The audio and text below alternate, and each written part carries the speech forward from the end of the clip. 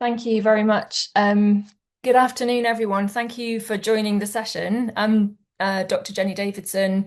I'm a visiting fellow at Newcastle University, and I'm going to be presenting alongside my colleagues Angela and Tracy from NUBS, from Newcastle University Business School, and Sheri-Leigh Miles, who is from Net Positive Futures, who we've been partnering with to co-create this the software. And I'm going to start off with a confession.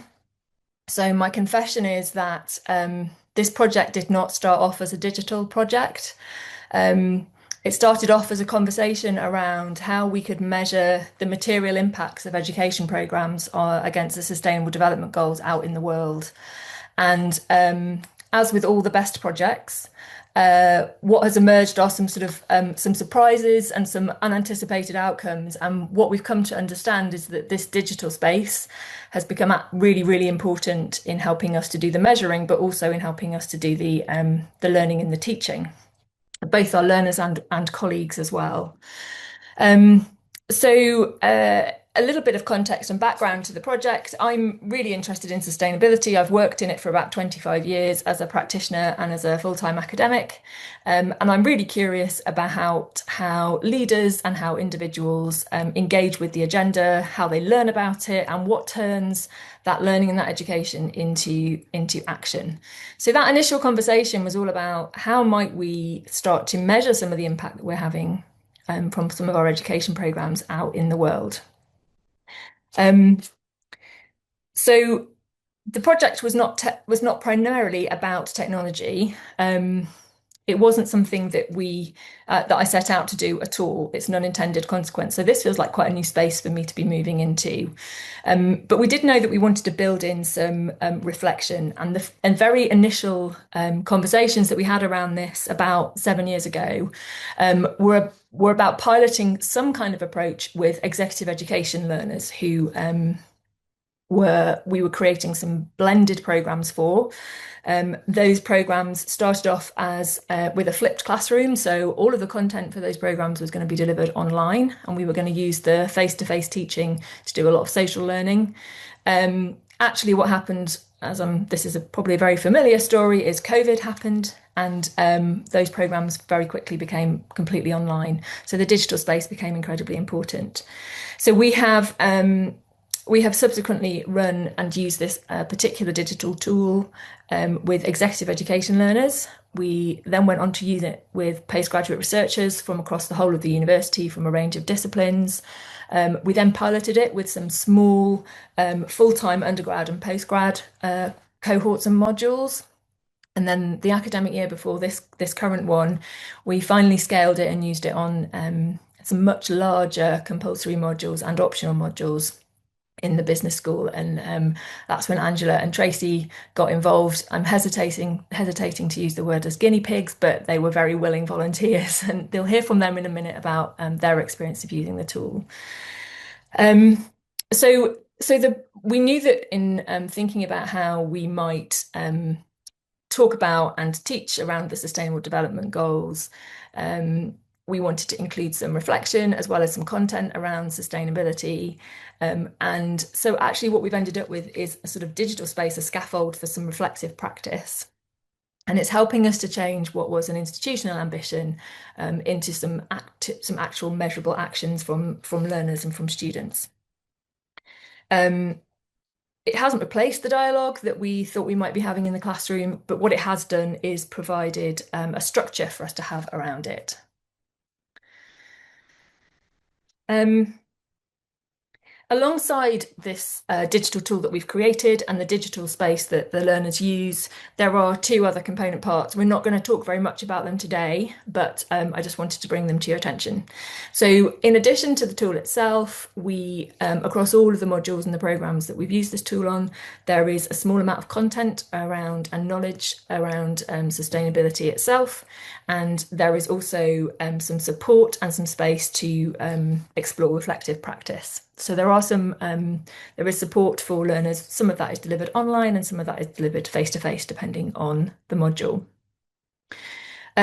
We recognised in wanting to build in some reflection that often in online spaces, or certainly in my own experience of online spaces when I've been designing programmes, reflection is kind of reduced to discussion boards or to short reflective paragraphs. And we also knew that sustainability is very complicated. It can often run across different disciplines. And we wanted to do something that enabled our learners to really explore their own values, their ethical positioning, and that needed to feel like a sort of a low risk, safe space for them. And we didn't want to make it reductive. We didn't want it to become about risk or compliance. We wanted the reflection to be really powerful and for them to feel that they could hold some of the complexity in this online space. And also that they could revisit their reflections, so it would be iterative, and that they would be able to visualize and make sense of some of the changes that they were making and see the outcomes of those over time. So it was quite a big ask. I'm going to just pass over to Sheri-Leigh now, who'll talk to you a little bit about the approach we took to creating this digital tool. Thanks, Jen. Yeah, so I've got a confession as well. So I'm a software developer who didn't really intend to be a software developer. But I've been working in sustainability for over 25 years. I try and help people get from rhetoric and ambition to practical action as quickly as possible, and discovered that in order to do that in a sensible, meaningful way and at scale, some software was helpful. So my organisation at Positive Futures is a really small consultancy based up in Yorkshire, but we've had impact all over the world, all over the globe, all over the country, because we have chosen an approach that enables us to place some of the sustainability exploration online. So to be a sustainability person that becomes a software developer, you need brilliant people to help you to do that. And we were really fortunate that in the early days of our thinking about this, we were able to work with the Stockholm Environment Institute and their York Centre. They developed some of the early platforms for WWF, who were calculating carbon footprints, etc. So they do know what they're doing, and they are very expert in software development. So I talk now about wrapping the software in humanity. I'm interested in helping people understand what sustainability means in their context and how they can actually make a contribution to goals or ambitions. So sometimes it's with internal teams across large complex organizations and helping them work out how they start with some of this stuff. We do some work with supply chain, so working with suppliers who have been asked by their customers to think about sustainability and demonstrate that they are taking action. And then in this project with Jenny and the Newcastle team, thinking about building this into curriculum. So we wanted to do a few things. We want the software to be able to enables us to do some things, and it enables us to help the end user, in this case the learners, to explore sustainability, something that's big and feels complicated and a little bit intangible. So we chunk it up. We put it into these thematic areas. So we've got 17 goals. We've got, I think, 132 different elements to the SDGs, and we've created these themes. And then the software itself, if you just want to move on, Jenny, is 3 simple stages. So the first stage enables us to capture some basic information. So we want to know, for research purposes for this project, we want to know, who a student is, so that although the information is anonymized, we can do some, there's a dashboard associated with, we've got some data. Now, we do have the option to tailor the content. We haven't used that to a great extent in this version because we're just keen to see from a kind of standing start what the students are engaging with. But we ask some basic questions to enable us to identify what kinds of things, where they come from, what they might be interested in. Stage 2, just going to rattle through these. If you want to look at the tool in a bit more detail, please, the software is the least exciting bit, I say, as the software developer who owns the software. If you want to have a look in more detail, we can arrange that. But I think hearing from the guys that have actually embedded it is more useful. So the second stage is what enables the exploration. So a learner will select statements that resonate for them and prioritize them. They're able to add in anything that they want to if we haven't included enough, and there's a lot in here. We definitely have included plenty. But for each of those, so there's a different layers of understanding. The first is that sustainability can be broken down into the thematic areas. Then there's sustainability impacts that relate to their kind of personal, professional, or academic context. And each of the statements has a little bit more information associated with it. So that exploration is something that they do in this second stage. And then the third stage, if you move on, Jenny, they are they're presented with a response to the statements that they selected. So if they have said, my own mental and physical health and well-being is a priority, which is the example here, we give some suggestions for how they might do that. And there are examples of actions that they can take associated with every single one of the statements. So all of the sustainable development goals, there's something that they can do, whether that's as a human, as a learner in their kind of academic practice, or if they are in a workplace, which some of the MBA students were initially, they can do that.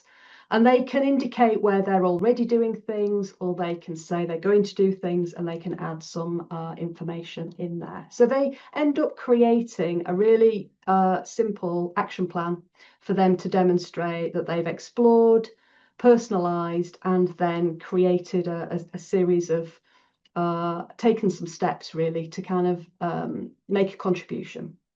Next slide. So this is just a little bit more detail for the statements that they get to select. So we've got a real range here, and there are lots across the different sections. And I think it's the next slide where we're going to bring in Angela to talk about how she's used some of this. So this just gives you a little bit more of what they're linking to, and how she's using that within her sessions to formalize some of those reflected discussions. The things that are in the blue, we can link out to other things, so we can provide that opportunity to explore beyond what we've provided with, and encourage them to be looking at other sources of information. Angela, is that okay for you to pick up from there? Yes, thank you very much, Sheri-Leigh. So this is an example of the action plan that the students can complete. I'm the module leader for a large cohort, about 250 students each year, compulsory final year undergraduate management module, which is on our BA Business Management program. So we've embedded the digital tool into both the learning and teaching strategy and also into our assessment strategy. So in terms of our learning and teaching strategy, we work through the digital tool in the class, and we go through the architecture, as Sheri-Leigh has nicely done. And then we try to get the students to think about their own individual experiences, so that they can really make the action plan quite unique and quite specific for them. So the overall aim of the module is for the students to reflect on how both their knowledge and understanding of management, and also their management skills have developed over the course of their BA Business Management program. And they complete a reflective component, and then they also complete an action planning tool. This topic of sustainability is very much core to the module, and the digital tool enables both us as an institution and the students as individuals to evidence their commitment to the SDGs, both in the short term in terms of what they're currently doing, but also over the medium and longer term in terms of how their commitment to specific SDGs might influence their future career aspirations and choices. So over the course of the next few slides, I'm going to focus more on the individual, the students as individuals, and then I know Tracy will pick up on how we've used this information at more at an institutional level. So we embed the tool, as I say, into the learning and teaching and the assessment strategy. So for the assessment, what the students are asked to do is they're asked to reflect on their attitudes and behaviours towards the SDGs and how these might impact their short, medium and longer term career planning goals. So we have a couple of quotes here from some of our students. And what you can see here is that the digital tool really allows authentic assessment to move beyond just a narrative claim of, oh yes, I'm committed to this particular tool, particular sustainability development goal. So they don't just say they care about sustainability, but they actually demonstrate it by selecting their individual priorities and by building their individual time-bound action plan. And as you can see from some of the quotes there, before undertaking the module and before using the tool, many of the students highlight that although sustainability was important to them, they didn't really know how or why or what they were doing about it. And so actually being able to use the tool has enabled them to move beyond that basic knowledge and understanding and actually think in a much more concrete and I guess authentic and time-bound way in terms of how that commitment takes place, not just in the now, but how that will influence future careers. Can we move on to the next slide, please, Jenny? One of the wonderful things about the tool is it enables the students to actually individualise their commitment to the Sustainability Development Goals and also individualise that in the context of their attitudes and behaviours now, but also in terms of their future career aspirations and their future career plans. So what the tool enables the students to do is actually take back a little bit of agency in a rather uncertain world and uncertain times that we live in. So many of the students are worried about sustainability. There is an anxiety around sustainability more broadly and how things go on in the world. So this actually helps the students take that something quite intangible and actually focus it at a very individual level in terms of, well, what does that mean to you? And what can you as an individual have agency and actually do about that over the short, medium and longer term? So the tool really does help the students in terms of having a really manageable, well-focused way of setting goals that they can provide evidence and add to as they move through their programme. So it really helps the students not to be overwhelmed by all of kind of eco-anxiety that is going on, but actually helps them to translate that into very specific and actionable steps that they can take. So in many ways, it removes that ambiguity. And again, the quotes that we saw on the previous slide highlight how that can be done in terms of, well, I never really thought about that before, but now that I have, this is what I can actually do. This is how I can take action with that. So what we can also do, the tool can be completed on an ongoing basis, so the students can continue to add to their evidence and their action plan beyond the assessment that we require for the module. And we found that many of the students actually do that, and they can print out a lovely report of what they've done, what they're committed to, what they as individuals have done regarding that commitment. And they can use that as a report to complement their CV when they're applying for jobs. And so in terms of kind of the use of that digital tool, it allows the individual to actually have a traceable learning journey of where they've been, where they've moved to at different stages on their programme. So I'm going to pass over to Tracy now, who's going to kind of translate that more into the institutional context. Yes, thank you. So, but I very much come in at this of thinking of how we can use different tools to support the embedding of sustainability and non-sustainability provision, but also to get students to engage with different digital platforms and enhance their digital skills as well. So what's really interesting with the software is that the students are engaging with it and then using that data for themselves. But we also have the ability with the dashboard to start pulling out themes and data for us, which can not only help us think about the current cohort and what they need to do, what support they might need. So, for example, we can look at actions that they are signaling they wish to complete and they're not. So networking often comes up as something they want to do more of to help learn more about the careers in certain fields to do with sustainability, for example, or ecological regeneration, but they're often not started or completed. So we can look at how we can build in interventions in real time to support the learners at that point. The other thing that we can do is start questioning what scaffolding is missing around these elements, either in terms of what we're doing within the module specifically or the programme more widely. You can get anonymised cohort themes across the priorities to look at what matters most to the students, to see how that can inform our teaching and pedagogy across the programme, not just in the specific module. And it also helps us think about what these students value for the future and their career aspirations, and then think about how we're developing employability related skills and promoting that sort of learning.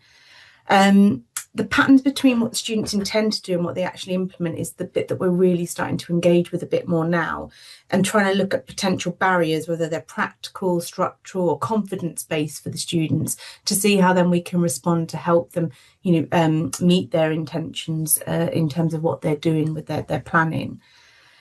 We also have a benefit that it helps us with our accreditation, particularly within the business school environment. We have 2 accrediting bodies, or one of them is an accreditation to the ASCSB, where we have to demonstrate and assure learning of certain goals, of which one of them is sustainability. So we're starting to look at this as a way of evidencing the learning that's actually taken place around this. I think the key thing is, while the dashboard does provide us a form of monitoring if we wanted to, that's not how we're using it. We're actually using it to enhance both the student experience in real time, which if we start to look, not only at in-person learning, but also distance learning, can be really useful to sort of get a sense of feedback from the cohort in that way. But also then looking at how that can help us develop in the future. So I shall hand on to Jenny. Thanks, Tracy. Before we wrap up properly, I just wanted to talk a little bit about how replicable this tool is, and I suppose just reflect on the past 7 years and how nervous I was about taking a tool that had been used with exec ed learners and then trying to translate that across to full-time postgrad and undergrad students. But actually, we found that we have needed very little change to the software itself. It's just about making sure that we are packaging it in the right way in the modules in terms of those other bits. So the piece around the content around sustainability, a little bit of space and guidance around reflection, and probably the other thing I would say is tying it into the assessment is key. But what we have found is that it's really easy to integrate into the VLE. I hesitate to say this because I suspect it will tempt fate, but we haven't had tons of technical issues, and we've been able to replicate it from module to module and program to program relatively easily, well, completely easily actually. And we've also adapted it across lots of different disciplines. So it's been used by colleagues in engineering, by colleagues running the PGR program in the business school, and in our multidisciplinary school as well. So it's worked well across different disciplines. And one of the things we haven't talked about today, but we have written about, or Angela has written about really beautifully, is about how adaptable it has been for colleagues from different disciplines, and actually how it supported them with learning around the SDGs. So what we've actually got is an emerging community of practice, which is actually helping us to inform what we do next with the software and how we might use it and how to make it even more learner-centric. And we're starting to work with partners outside of Newcastle who are also going to be using the software this year. And it really has required a minimal redesign for educators. So we haven't had to radically change modules to be able to use the software. It seems to drop in quite nicely. So just wanted to pause and talk a little bit about that in terms of how replicable it is. In terms of next steps, I think in terms of this digital space, some of the things that I'm really curious about now is really exploring how digital tools can really be an enabler for reflection, which isn't something I had thought about before I embarked on this project, but in particular, as we've had the results coming out in the last year from the larger cohorts, I'm really curious about how digital spaces can be used for reflection, because it feels counterintuitive to someone who does a lot of reflexive work around reflexivity in the classroom face-to-face, but it seems to be working really well. I think we're seeing that this is really key to tackling challenges around sustainability for our learners, but also giving us insight into what their priorities are. and what challenges they see as being a priority, which is really valuable.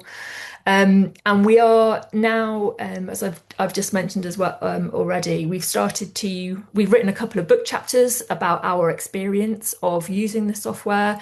We're about to start writing some more about some of the data that we've collected, both the data from the software itself in terms of the action plans, but also the reflexive pieces. And we're working with 2 or 3 other universities who are going to be using the software from this year. So there is an open invitation to come and collaborate. We think that there's a huge amount of insight that we can gain from the data. And we know that there's lots of different lenses that we could look at this through. Mostly we've been engaging with other organisations around the education for sustainable development, but actually this is a digital space, so I think it would be really interesting to have some other organisations joining us who are particularly interested in looking at it through that lens. And that's all from us.